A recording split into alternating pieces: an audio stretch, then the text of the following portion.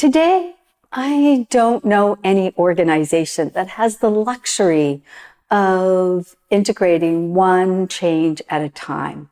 Yet, the current way most organizations are implementing multiple simultaneous changes is costing their organization hundreds of thousands of dollars, burning out their employees, and still not getting the desired results. In this video, I'm going to share with you 3 principles that must be acknowledged and adhered to if you want to enable healthy, sustainable change through multiple simultaneous changes in your organization without burning out your employees and hurting the organization. For those of you that are new here, my name is Dr. Dawn Marie Turner. I'm an organizational change coach, creator of the Readiness Mindset, and president of Turner Change Management. I've been working for over 20 years to help leaders engage with healthy and sustainable change and use it to help their companies grow and prosper. Recently, a leader was sharing with me his frustration that they were attempting to implement a similar change in their organization for the 3rd time. The reason? The first 2 attempts hadn't achieved the desired results. The first attempt with this new technology had to be completely abandoned, and they thought it was the technology. He wasn't sure why the second attempt had failed, but now here they were, a 3rd time with a new vendor starting again. The unfortunate thing about his story is it wasn't new to me. I've heard that story from many leaders, frustrated that they can't get the changes they need implemented into their organization, that when they do get something implemented, it doesn't stick, and that there is so much change that they and their employees are burning out. And all of this takes a really heavy toll on you, your employees, and your organizations. Employees often end up getting labeled as resistant to change, and they learn to avoid and protect themselves against change. Your frustration goes up, your productivity and your ability to grow and respond to a dynamic environment is decreased, and it becomes harder and harder for an organization to grow and respond to their environment. But it doesn't have to be this way. You can enable multiple simultaneous change without burnout and still create a healthy and strong organization. In a previous video, I talked about the importance of systems thinking as one new skill that you need to reduce and prevent change fatigue and the possibility of burnout with multiple simultaneous changes. In this video, I want to introduce you to 3 principles that need to be acknowledged and worked with in order to enable multiple simultaneous change without change fatigue and burnout. Before we talk about the principles, I just want to remind you that although I talk about change initiatives as those large changes that you want to make in your organization, from your employees' perspective, it isn't about just those big initiatives. All those little changes that you're making that may not be a project or initiative, like maybe changing the seating or formalizing remote work or having people come back to the office or giving someone even a different parking spot. All these little changes have a direct impact on the adoption of larger and more significant changes in your organization. So as we think about multiple and simultaneous changes, we also need to consider and take into account those smaller changes that may not be hitting a radar screen from an initiative perspective. Okay, let's talk about the first principle. The first principle is really debunking the myth that multitasking works. As human beings, we don't multitask.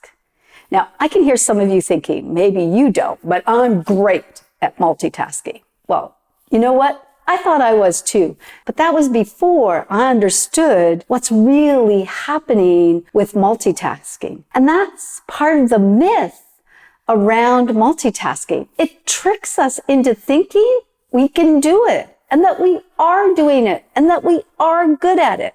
But researchers at Stanford University, looking at a group of people who multitask with multiple forms of electronic information, found that although they believed they were brilliant, the evidence didn't support that belief.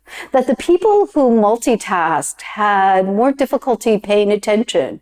Their memory was disorganized, and they didn't switch from one task to another as well as the people who didn't multitask. Adopting the new activities, the behaviors, those new skills and habits that are going to be needed to enable change in your organization, and the unlearning of the old ways of working requires our conscious attention. And we, as human beings, are not wired to simultaneously engage in activities that require our conscious attention. Instead, what looks like multitasking is really our brain switching off from one task and then switching on to the other. And we pay a heavy price every time we switch. Some research has shown that activities can take 50% longer and result in 50% more mistakes when we multitask. Another risk of multitasking that has a direct impact on your change efforts is that multitasking inhibits learning. Neuroscientist Norman Doidge notes that learning only sticks when it's given the time and attention. And although that we can learn when our attention is divided, it doesn't lead to the abiding change in our brain map. And that's why changes don't stick. So if you're putting training in amongst lots of other things and not giving that opportunity for your employees to give that training and the embedding of those new activities their full attention, if they're having to multitask that training with other training that's going on or other changes, then you're short-circuiting their ability to adopt and get those new behaviors embedded and achieve the results that you were looking for when you initiated the change in the first place.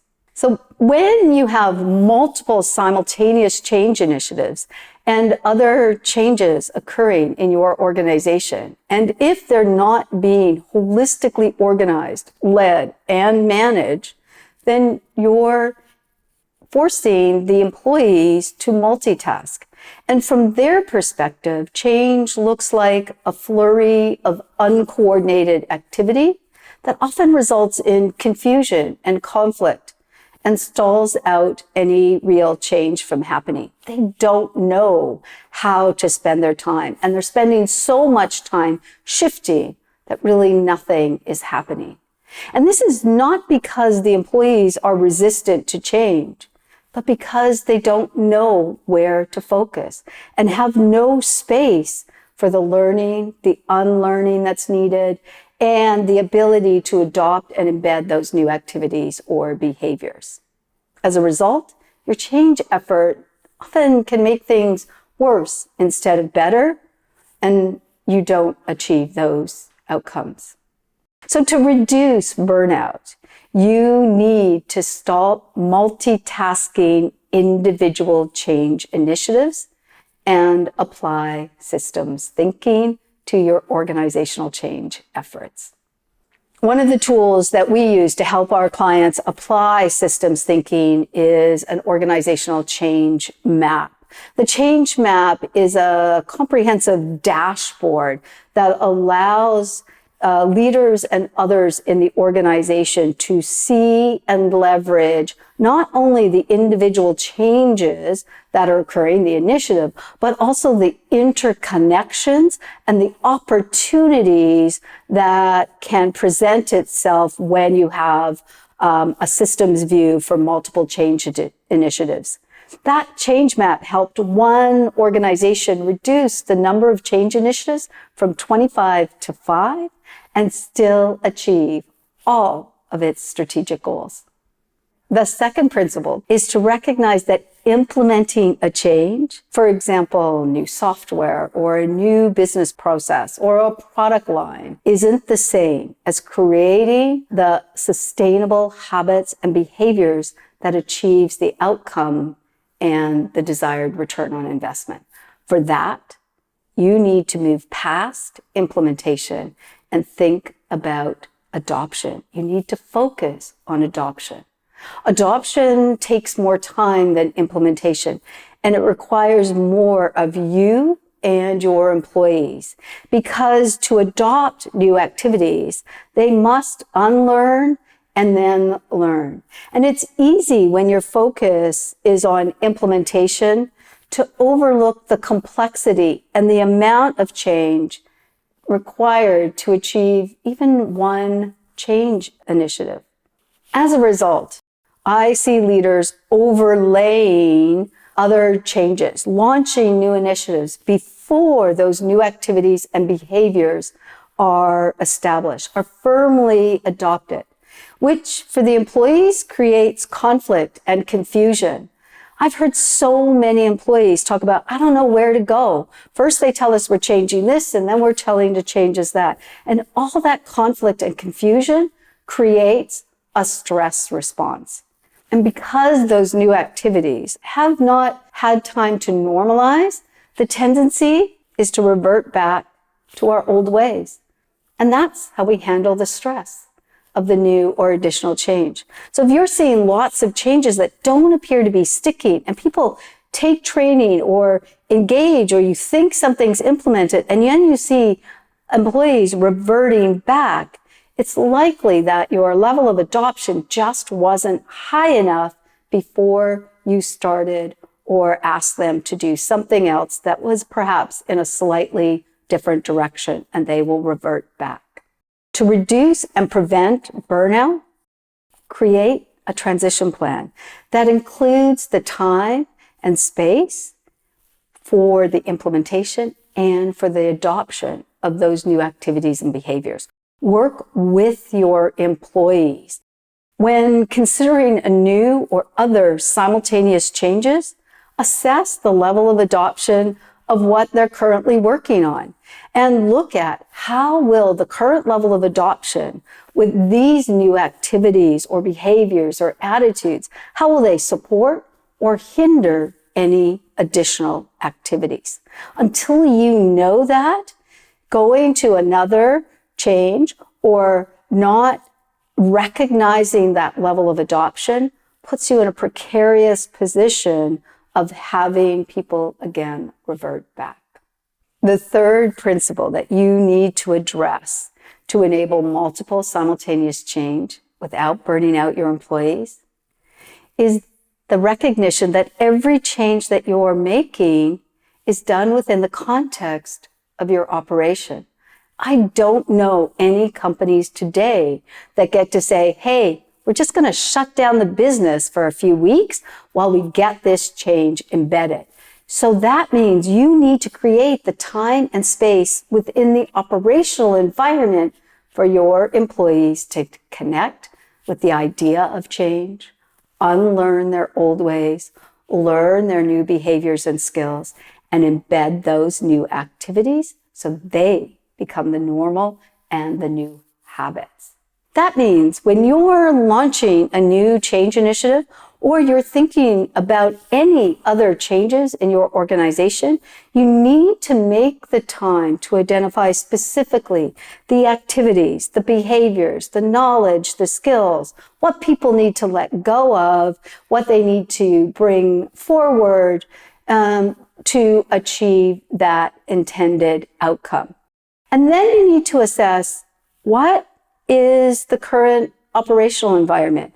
Where can we find this time and space? How will we need to adjust the way we're running our operation so that our employees have the time, the space, and the capacity to do what we are asking them to do through this change?